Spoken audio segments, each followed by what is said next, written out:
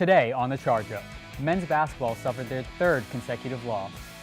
Women's basketball suffered a setback, and in honor of the holiday spirit, we'll debut our Stars of the Year. It's all coming up on the Charge Up.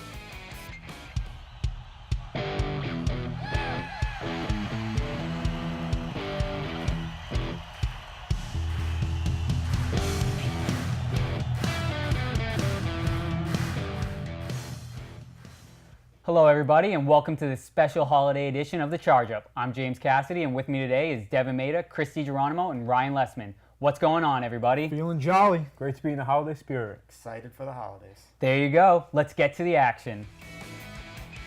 After starting the season 5-0, men's basketball has now lost 3 in a row after losing to Le Moyne 62-55 Saturday. Guys, what do we see from the team this week? Well, we saw not a lot of production in the paint. The men, they only had 16 points in the paint, and you'd like to see a lot more production in there. And they also only had 12 points off the bench. You'd like to see a lot more production out of your bench. So we'd like to see that. But I saw a guy, Najee Larcher, stepped up. He had 8 rebounds and 10 points on the day. Solid day for him. Yeah, as you said, they struggled offensively. Their best player, arguably the best player, Elijah Bailey, on 8 points, 4 rebounds. Obviously, he struggled shooting, wasn't able to get into the rhythm of the game. But they were never out of the game. Mm-hmm. They were losing the majority of the game, but you felt that they could get that run and get back in it. So overall, it was a good, positive team effort, but they couldn't get the win. I think another positive we saw was, as we had mentioned on a previous episode, that Elijah Bailey kind of needed a little bit of help from somebody else on the men's team. And we kind of saw that from Roy Kane Jr., who we had mentioned as maybe a player that could break out this season. He had 19 points and 5 rebounds on the game against Le Moyne. And I think that was a great sign of maybe his offensive potential starting to break out and something that we could see going on in future games for this men's team. And we preach balance on this show all the time, and we saw a lot of balance from this team. It's just I think they ran into a really good Le Moyne team, and it's early in the season still, so I think they'll get them a few more times again. I think we'll get the dub.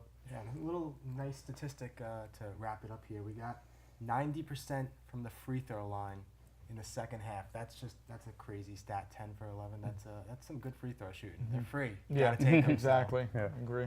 Another player that stepped up was Derek Rowland. He had 13 points, and previously against Pace, he had 14 points, followed by a game where he didn't play. So it's great to see him getting back into the flow of the offense and getting back into that possibly second to third option on the offensive end. And another thing I noticed was the return of Quayshawn Lane, freshman.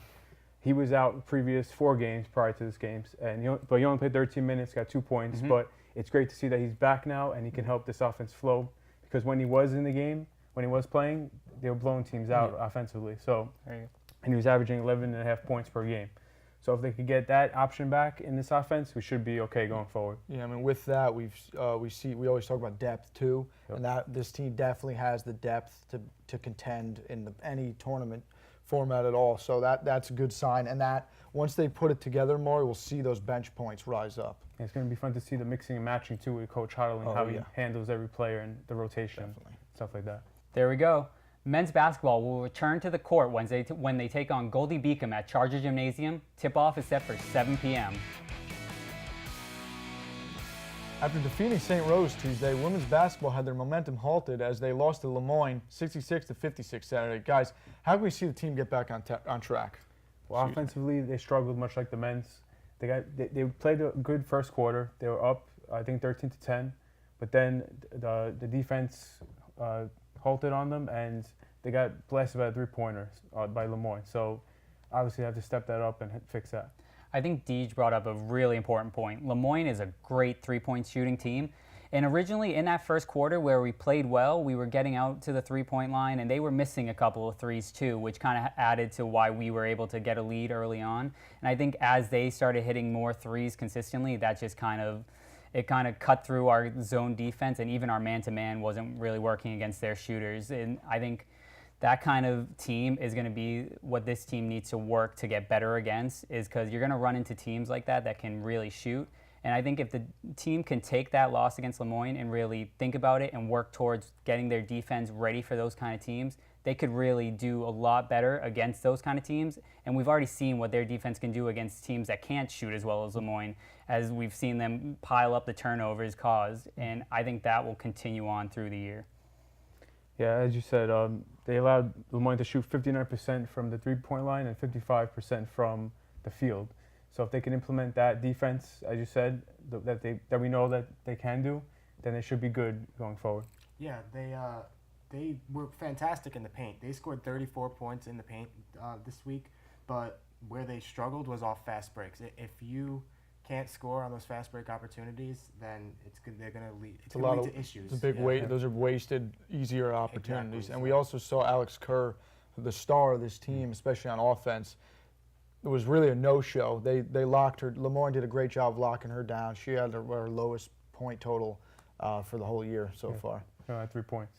Yeah. Yes, and one good stat from the offense was that Micah Warmack had 13 points and Cameron DeBose had 12 points. So they stepped up in the absence of Kerr, and they helped her out in order to get the offense flowing. Well, that's a good sign. Women's basketball will return to action Tuesday when they take on American International at Charger Gymnasium. Tip-off is set for 5:30 p.m. In honor of the holiday season, we each picked our stars of the year. If you had a Christmas tree, these players would be on it. Who stood out for you guys? For me, I think it's Christine Rios has to be my star of the year. She helped lead the Chargers volleyball team to their second consecutive NE10 regular season title. And in the process of doing that, she was almost in the top 10 of assists and not to mention top 5 of service aces per set for the entire season. I really think she was the key to this Chargers offense, and really defensively she was great, offensively she was great. She's been a key to this Chargers offense for all 4 years she's been here at the school, and this year was no different. I think she's going to be a big piece that they're missing next season, that they'll have to find someone new, but I really think she means a lot to that team, and that's why she's my star of the year.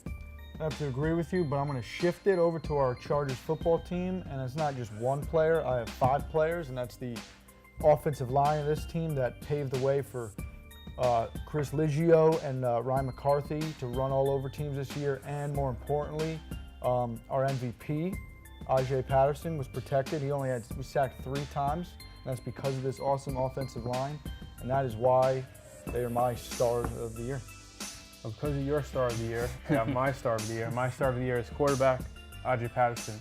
I just said he's the NE10 MVP. He's a vital part of this offense, explosive offense. He was the leader. He was Santa Claus with the reindeer. He's leading the way. Yeah. And he broke the New Haven passing yard record. So obviously he's one of the greatest quarterbacks we've ever seen here at the school. So that's why he's my star of the year. Yeah, and finally, to put a nice little bow on this, my star of the year was sophomore goalie from the field hockey team, Natalie Shaker. She led the team to their first ever win in program history, and then even added another one after that. So she's a sophomore, so she's really going to be important for this team for the next 2 years, and hopefully they can grow on that, double, maybe even triple that. So she's my star of the year. Great to hear. Each one of them came to play this season, and we're excited to see how next year goes. For live game streaming and Chargers sports updates, visit newhavenchargers.com. And for up-to-date campus news, go to chargerbulletin.com. That's all we have for this semester for everything sports related here at the University of New Haven. Thank you for tuning in week after week. I'm James. I'm Devin. I'm Chris. And I'm Ryan. Have a great holiday break, and we will see you in 2019 on The Charge Up.